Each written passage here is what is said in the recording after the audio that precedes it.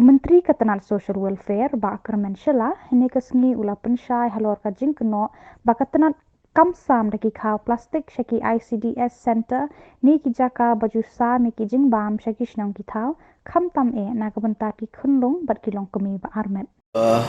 Kidon gitu kiba ong ba don tau plastic rice mix mo te hamne nalian chungi ni ong ba mde plastic rice ki don ki perlo ki basyo to bakla ki dang mut bau de plastic rice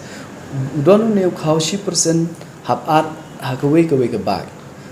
10% tau khau de khau ba la grind after that sa shnabyang hakaship jong khau Yau tau kau bila setui, dalam dep grind and then make it back haga shape jong kau, meat shoe exactly. Yau ta not only rice, inde tang basu grind then make it back as a rice. Inde don kita ki chemicals ki kencada wai bante ya kemet jong priu. Kata ke de nomor as per ke norms jong ke ministry kila betha bahable i kita. So kini ki ba supply jong ne kau kila le ya kata budan kam as per ke norms.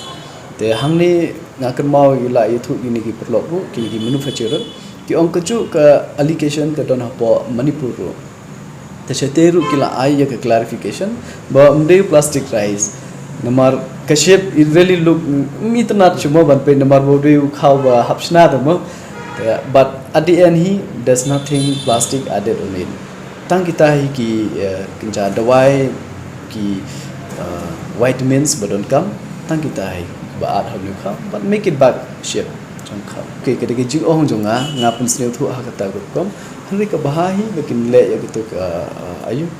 ban test no yo tu kha khana bekin lap whether it's a plastic or not but hadu mantar nganong ba umde plastic rice hakam kur kom bomde but still nganam ong bomde let it come with the proper testing ka lab testing ke report nang ta kin say thu ban convince kabahay kumta